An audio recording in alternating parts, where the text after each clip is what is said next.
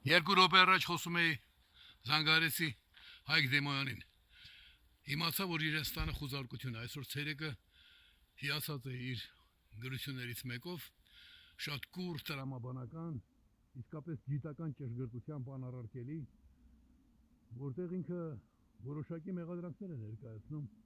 օրինախախտումների վերաբերյալ, այսինքն անում է մոտավորապես այն, ինչ ես եմ անում, բայց ավելի պարզ հարցով։ Ես անում եմ պարզ հասարակ հարցով։ Եվ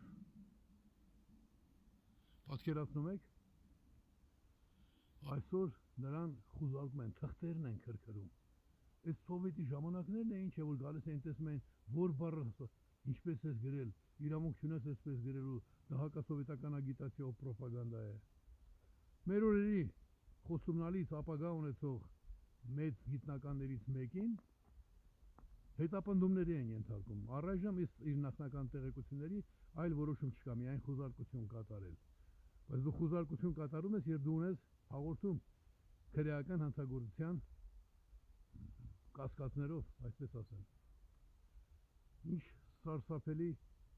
ժամանակներ են ապրում ու բթացածները դեռ խոսում են այս իրավիճակում ընտրության գնալու մասին։ Հա, որպես վերջին միջոց ընտրությաններ կգնանք, բայց այսօր դուք թույլ եք տալիս, որ այսպես շարունակվի։ Շատ բան էի տեսել, բայց որ կարելի է B լինել, դա չէի տեսել։ Մեր ուժայինները, որ նույնիսկ ամենադժվար տարիներին, որ արժանապատվության տեսանկյունից էին նայում խնդիրներին։ Սրանք ով են դարձել։ Այն որ այն մեկը B-ը ինքն է ասել, որ դրա մասին երազում է, գրել է իր գրքում, բոլորդ էլ գիտեք։ Բայց որ իմանալով, որ նա այդ չարժե համակարգի կրողն է, դառնաց դրա խամաճիկը, դրա քոցը, այսինքն B-ն 59 տարի առաջ, 67 թվականին, KGB-ում էի,